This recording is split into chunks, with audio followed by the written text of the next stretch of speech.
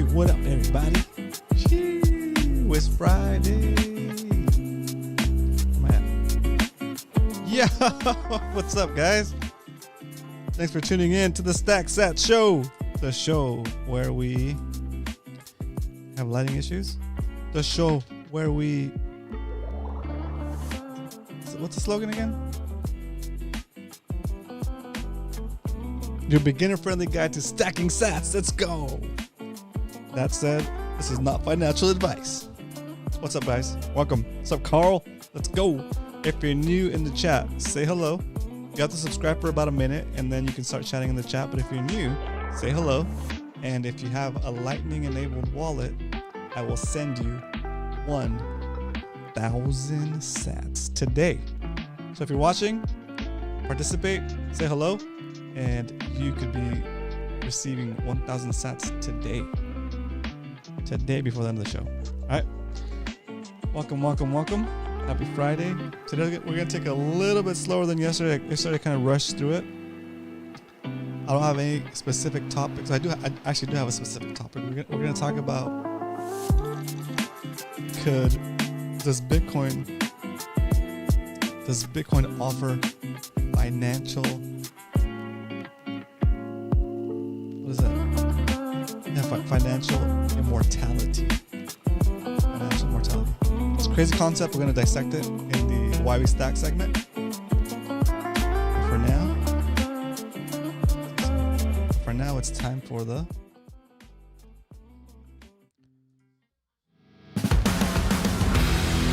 SATS strength. How many Satoshis can you buy for $1 today? Let's figure it out. Figure it out today, Friday, June 16th. Bitcoin came up a little bit since yesterday. You can buy 3,809 Satoshis for a single dollar. What a deal! What a deal! I'm telling you, it's a good deal. Another way to look at it is how many Satoshis you can buy for a single penny. Find a penny, pick it up, and all the day you'll have 38 Satoshis. So 38 Satoshis for a penny. Super good deal. Super good deal. When Bitcoin hits $1 million a coin, one Satoshi will be worth 1 penny. It's pretty crazy, right? 38 times the value. Crazy. Crazy. All right. If at any point during this broadcast you have a question, just put it in the chat. I love to see questions. So stacked. What's up, Carl? Are you fishing this weekend, Carl? So that concludes the stacked. That includes the SATS strength segment. Next, we're gonna do a little rant, I guess you could call it. A little motivation to get you stacking, right? A little motivation to get stacking in the Why We Stack segment. Just want to make sure it's not too loud so you can still hear me. So when we take and shift the time that we spent working, basically you're exchanging your life force, you're exchanging your time for money, right? And that money is supposed to represent the effort you put out, so that you can exchange that effort for other things in life. Okay, you're exchanging that for money, and the social, kind of like the social contract you have between yourself and society, is that money will continue to represent the hours of labor you put in until you decide to spend it, right? Well, as we all know, with inflation, they're eating away at that value, eating away at your time, right? So when you put your value in Bitcoin, it can't be touched by inflation, right? And not only that, not only can it not be touched by inflation, but it can't be seized by anybody, any government, any organization, any ransom takers, I guess. Somebody could hold ransom and like you might figure it out and give them some Bitcoin, but if you wanted to die with your morals and die with your, say, you know what, you're gonna kill me, but you're not gonna get my Bitcoin. There's no way for them to take that Bitcoin from you. Anybody, government, person, abductors, whatever. There's no way for them to take it from you. Right? And that goes the same through time, right? It's not just that's not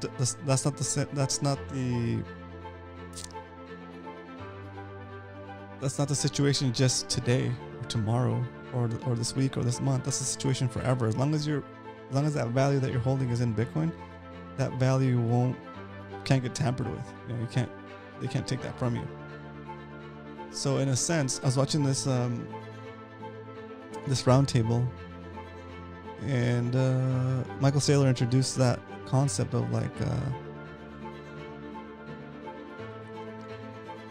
financial immortality, right? So even after you're long gone, that wealth or that value that you stored in Bitcoin is going to be there until there's no computers, I guess. But who knows when that'll happen, right? Anyway, it's the safest bet we have. So, with that said, that's what we stack. That's another reason why we stack, you know? Bitcoin gives us Bitcoin forces us. It forces us to talk. So where does that sound, right? You can't use force. You can't use violence to convince to steal somebody's financial well-being, right? If it's in Bitcoin. So it forces the party who would use force or violence to take that wealth from you.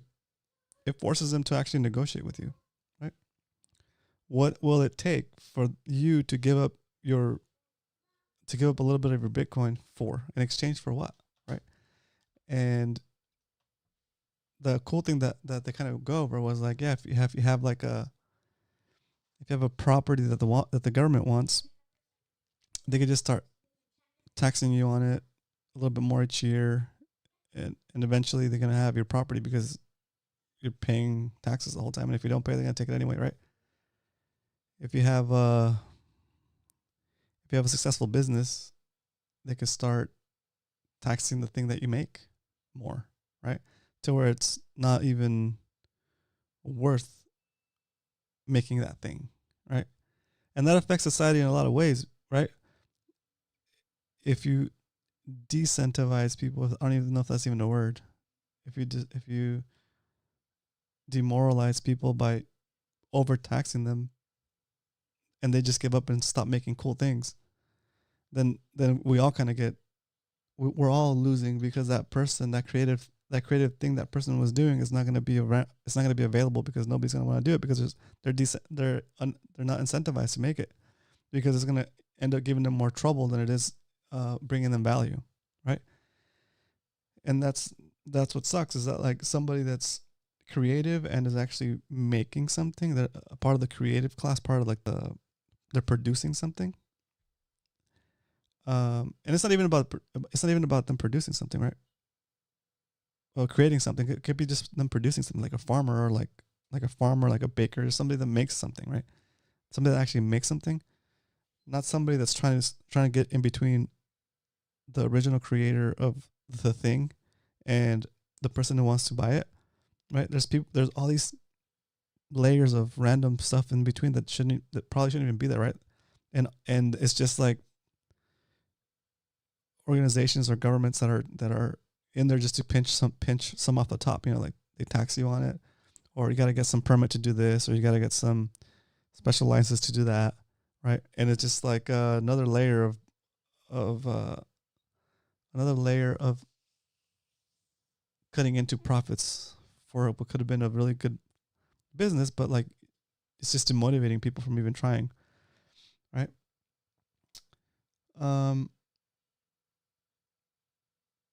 Anyway, but with that, like if you're in Bitcoin, you have a lot more control over that stuff, and I don't know, it's just it's just a cool thought that you're in it, and the instead of having that feeling that you're getting all of your ideas and your productivity taxed away, or paying fees for something you feel like you should be paying fees for or whatever. Um, when you're on the Bitcoin standard, you feel like you're getting to keep more of that value you're creating. Like, you're creating value by making something. And if you exchange it for Bitcoin, that it's just like everything else. It holds its value better, right? Like, even if you have your salary, it holds its value longer in Bitcoin. And doing that kind of motivates you to make more things, to make more things that are to make more things that are better, because that's what it's going to take in order for you to convince me to give you some of my Bitcoin, right? Like, that's since you can't steal somebody's Bitcoin, since you can't take their Bitcoin by force or by violence, it forces like society and the makers in society and the creative people, the producers, to make better things, because that's the only way they're going to be able to convince you to give up that Bitcoin, right? To give up that some SATS, right? So it's a pretty cool concept, and I think in the long term, it motivates humanity to work together, and instead of trying to like trick each other to take each other's money. There's no tricking here. It seems like it's just more honest, right? There's no tricking somebody. There's no like swindling somebody, because, well, you could probably still swindle somebody if they're dumb enough, but it's not like it takes a lot more to actually take somebody's money or take somebody's value. But so it makes it to the point where like the only way that you would take somebody's value is if they're willing to give it to you, and it takes a lot more for somebody to be willing to give you something, because you have to come with something to the table that's comparable in value, right? Like, and it's got to be good quality, and it's like it's like right now, like most of the things we buy, all of the stuff, most of the things we buy are made with like cheap plastic, and they break pretty easily. Like, everything's designed to last you like less than 1 or 2 years, right? Even phones after 2 or 3 years, like the battery degrades. I think it's probably done on purpose, and they set up the phone so where you can't even replace the battery, especially iPhones, right? If you replace the battery, it doesn't work right, and so you're kind of forced to continue to consume new iPhones, right, and new devices. Even though I think a phone should last way longer than a couple of years. Like, the only reason I got off my last phone was because they switched the network on us, and my other phone doesn't support 5G. But like, if I didn't have to move to 5G, I would have still kept my phone. Like, I like it. Just changes the way things. It just changes what's acceptable to you. Like, your bar starts to get raised. It's just like, okay, well, yeah, I could buy that, but there's probably like a better quality version of that. Anyway, I'm kind of rambling at this point, but that's the idea. The idea is that you're not going to get that when you put your wealth in Bitcoin. It's hard for anybody to take it from you. And since it's hard for somebody to just steal it from you, then they have to come to you with some good stuff to actually make a good exchange, right?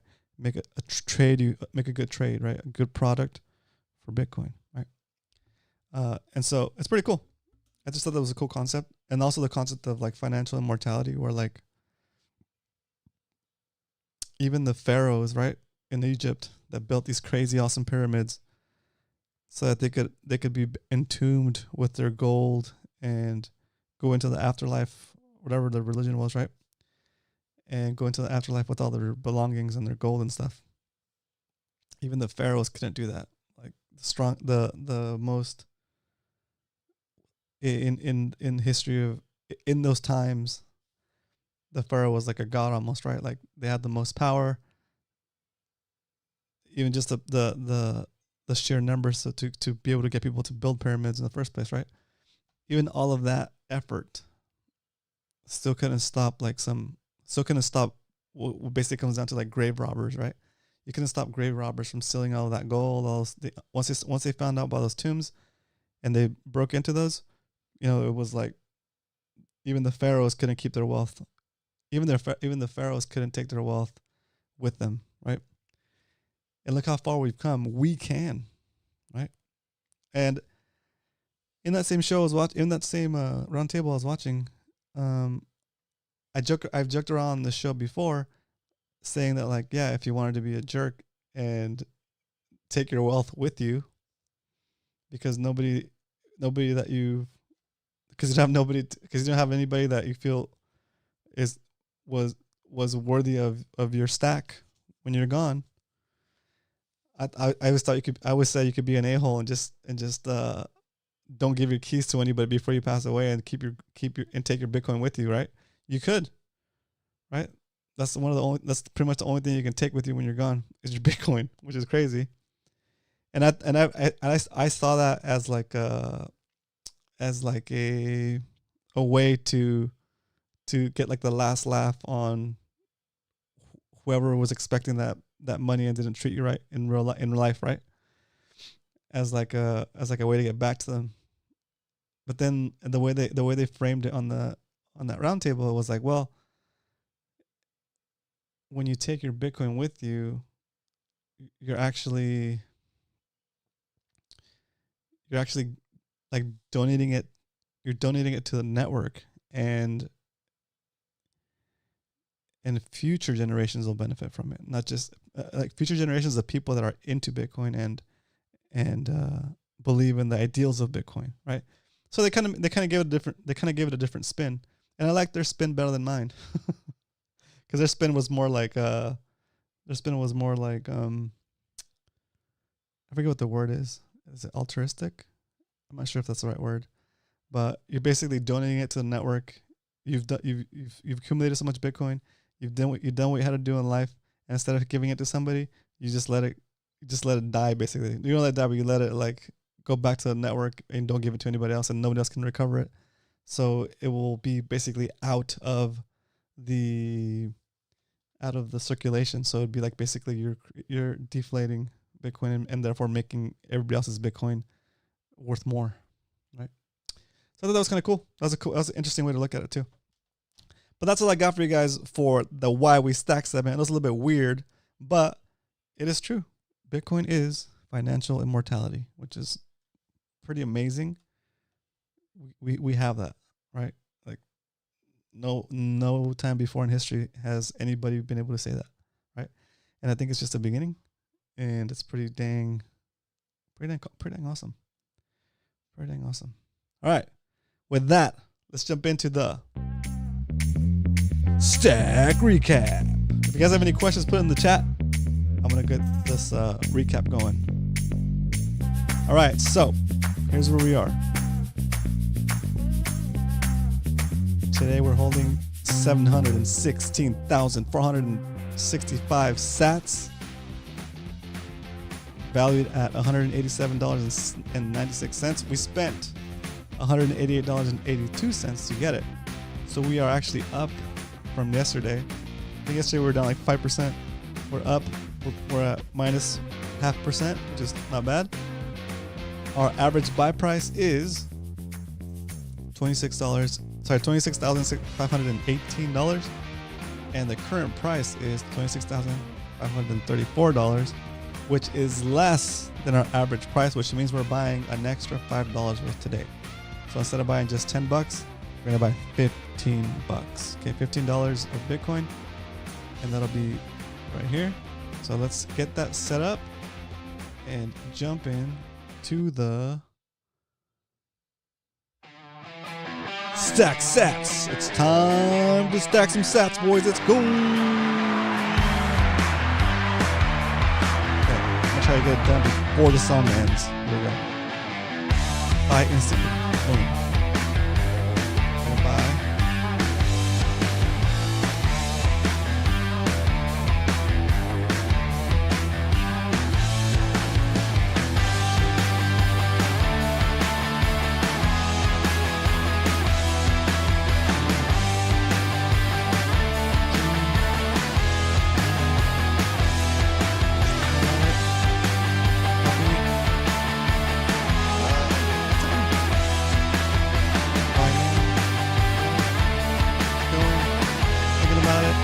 thinking about it.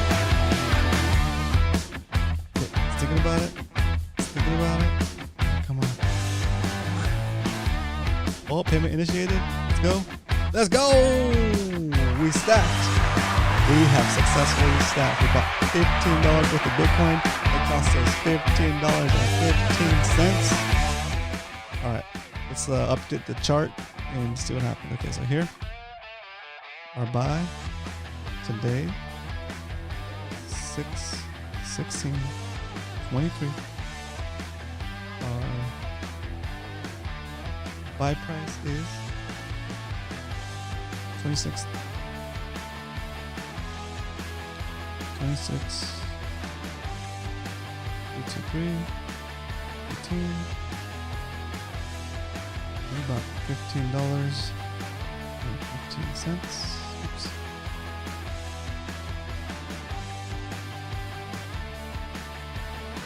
And that translates into 0.56984 BTC. I'll copy this, paste it here, change the color. Right, so we just stacked 56,984 Satoshis. Shoo. Okay, so that brings us up to. Did that change? It did. Is that 50? Yeah, it changed. It gets us up to 773,449 Satoshis. Like I said before, we don't care about these numbers going up and down. What we care about is about these two numbers going up, because if they're going up, that means we're stacking more and more Satoshis, fractions of a Bitcoin. It only takes 100 million Satoshis to get one whole Bitcoin. Okay, we're doing it slow and steady, consistently, regardless of the price. Let's update our chart. So here, copy this guy.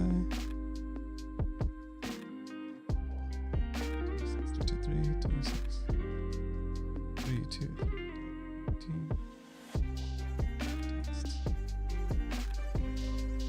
16.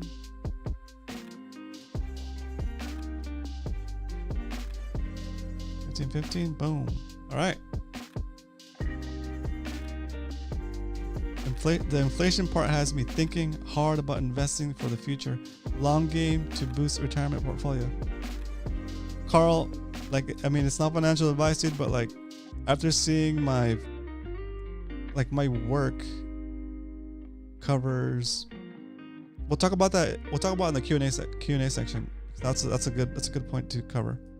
All right, so that's there. That's 1, 2, 3, 4, 5 buys for the week, and now that affects our average. Let's check what our average is going to be.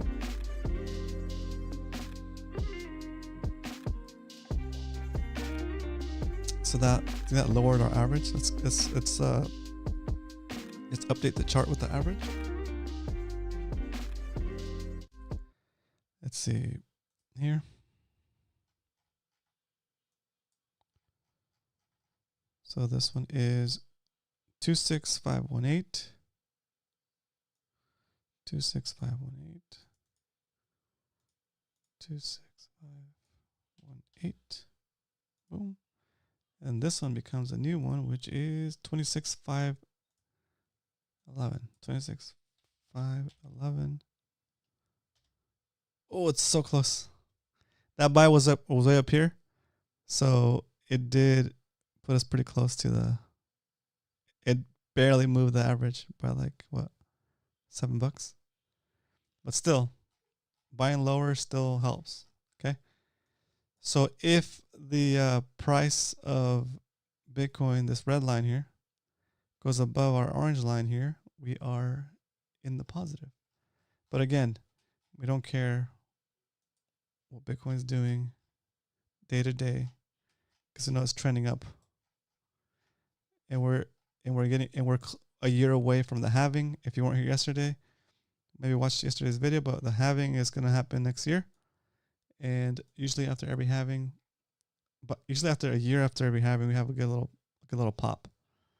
So even if we get back to near all-time high, it'd be a pretty good jump. But I think it might go beyond that, right? So it's pretty crazy.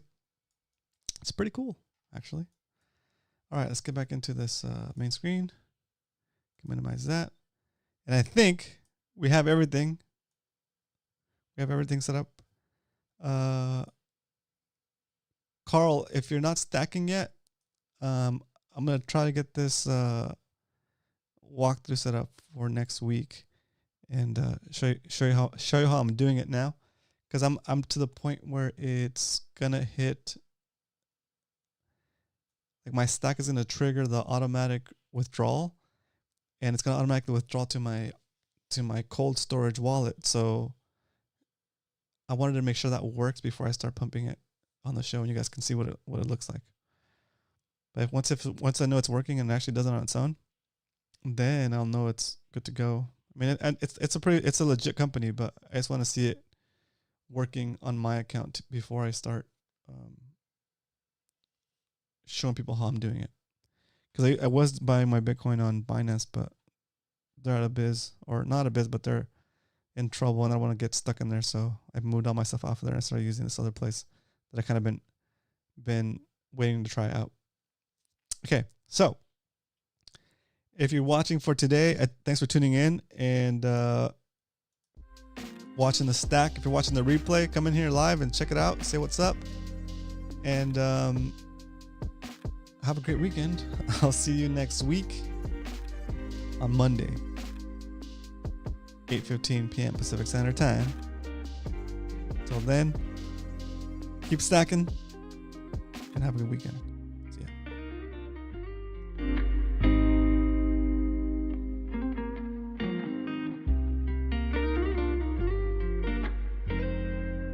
All right, Carl.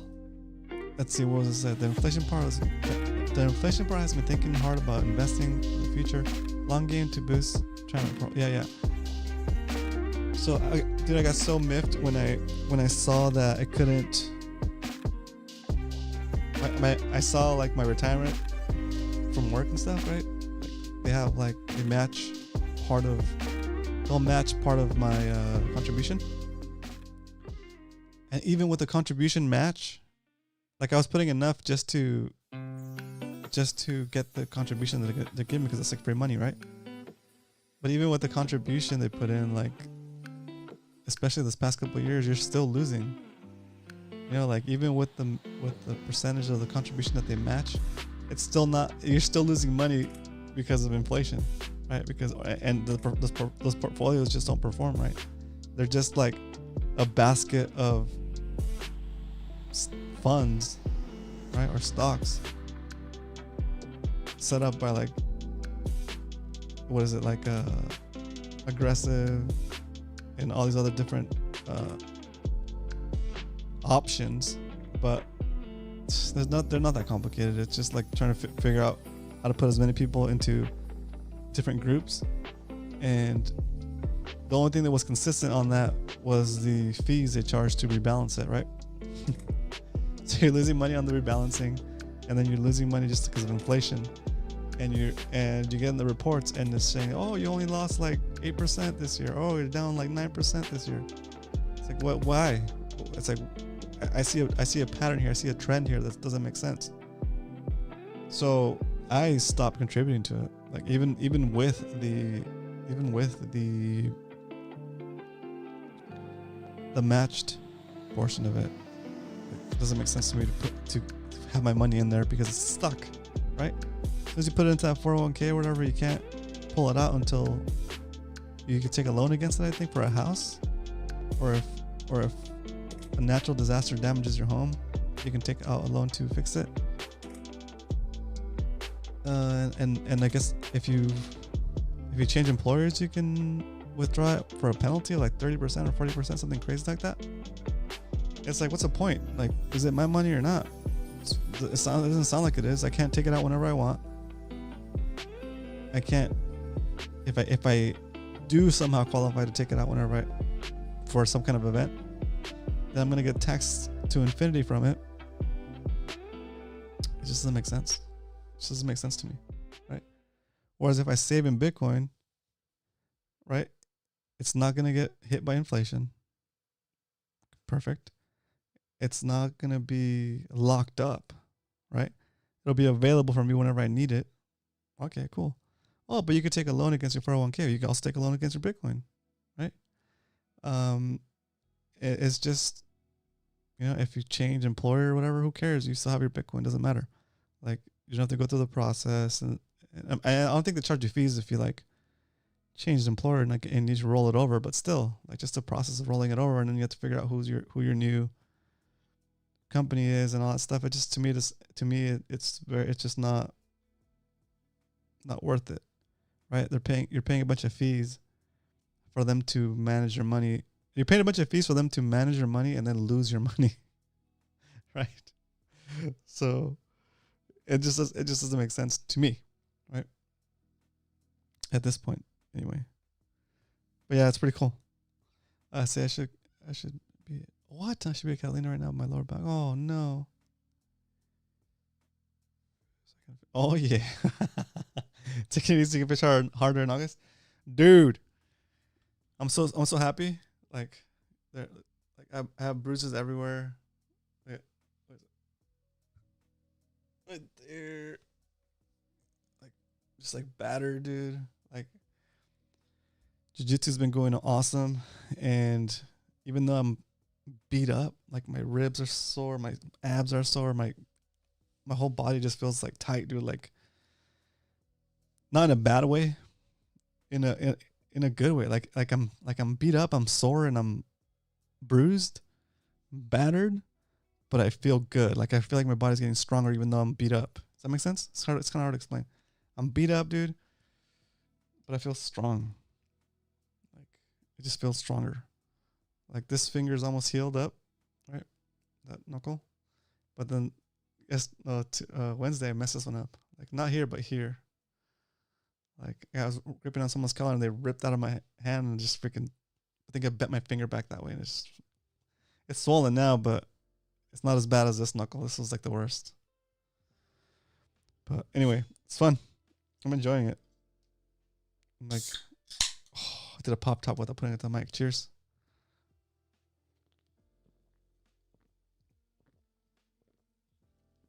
Oh yeah. Excuse me. I did class. I took the boys did class after I did class.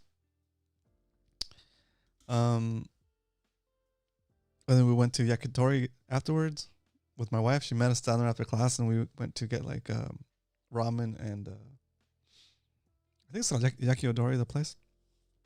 Little skewers of like meat and like pork, and it's good, dude.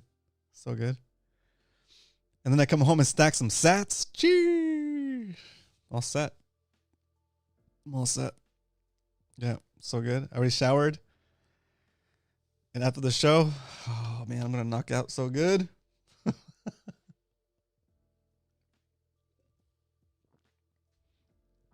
But yeah, Carl, gotta take care of that back. Did you do anything? Did you do something weird, or just like happen? For me, the last time I messed up my back, it was when I was hoarding all that stevia. I went to the store and I saw that they had a manager special, dude. It broke down to like 25 cents a can. So I literally backed up the truck and loaded all of the blue ones, all of the cola ones, into the back of my truck. And while I was taking the boxes, they were doubled up. There's like they're basically 20 packs. It was one at the very bottom, pinched between two stacks, and I tried to pull on it, and I didn't bend my knees. I tried to pull with just my lower back, and I felt it too. And I was like, dang it. But I was already committed. I was already loading all the cans, dude. So I kept loading, and then I got home and unloaded, and I was done. That took a while to get better, but just gotta keep nursing it. A lot of the times it's an issue with the with not having enough elasticity in the hip flexors. Like it's a hip flexor issue why you sometimes throw out your back. But anyway. All right. Carl, thanks for tuning in and not leaving me hanging. I'll see you next week. Have a good night and keep stacking sats. May Satoshi be with you.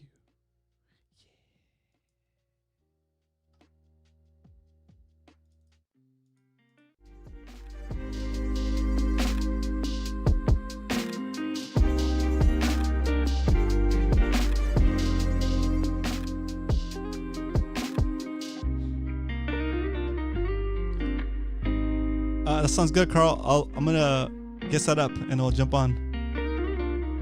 I'll see you on Discord.